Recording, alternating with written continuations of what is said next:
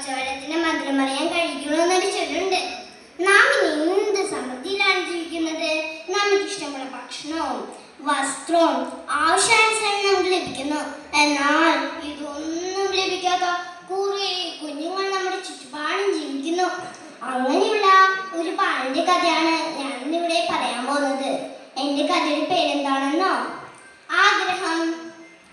ഒരിടത്ത് ഒരു കൊച്ചു ഗ്രാമത്തിൽ ഓലമേഞ്ഞ ഒരു കൊച്ചു കുടിലിൽ ഒരു ബാലൻ ജീവിച്ചിരുന്നു.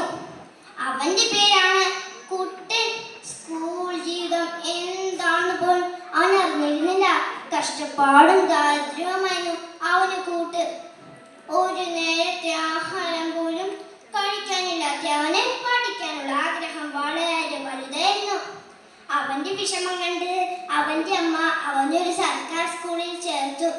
സ്കൂളിൽ ചെന്നപ്പോൾ എല്ലാവർക്കും പുതിയ ബാഗുകൾ, ചെരുപ്പുകൾ.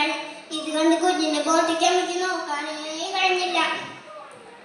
അന്ന് അവിടെ വെച്ച് കുട്ടന് ബാബു എന്നൊരു സുഹൃത്തിനെ ലഭിച്ചു. അവൻ വളരെ ധനികനായിരുന്നു.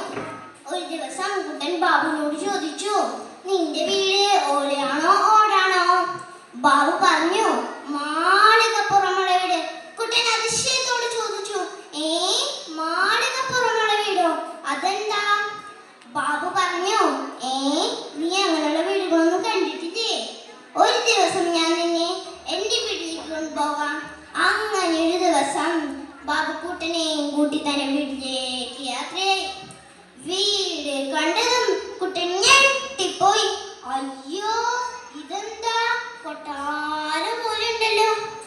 അങ്ങനെ അവർ വാതിൽ തുറന്നതും കുട്ടൻ പേടിച്ചു പോയി. കുട്ടൻ നോക്കിയപ്പോൾ അങ്ങനെയുള്ള മറ്റൊരു വീട്.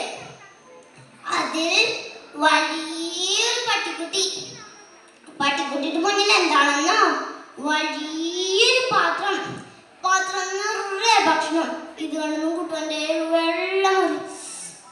ഒരിക്കൽ സ്കൂളിൽ ടീച്ചർ എല്ലാവരുമായി ഒരു ചോദ്യം ചോദിച്ചു, നിങ്ങൾക്ക് ഭാവിയിൽ ആരാകണം? ഇത് കേട്ടതും കുട്ടൻ ഉറക്കെ വിളിച്ചു പറഞ്ഞു, എനിക്ക് ബാബുവിന്റെ വേണ്ടി പട്ടിക്കുട്ടിയാൽ മതി. ഇത് കേട്ടതും എല്ലാവരും ചിരിക്കാൻ തുടങ്ങി. എന്നാൽ ചിരി അധികം നേരം ഉണ്ടായില്ല. കുട്ടന്റെ അവസ്ഥ മനസ്സിലാക്കിയ കൂട്ടുകാരും അധ്യാപകരും അവനെ സഹായിച്ചു. അങ്ങനെ കുട്ടൻ കഷ്ടപ്പാടിലൂടെയും ദാരിദ്ര്യത്തിലൂടെയും പഠിച്ചുയരങ്ങളിലെത്തി. കൂട്ടുകാരെ, നമുക്കിതിൽ നിന്ന് എന്ത് മനസ്സിലാക്കാം?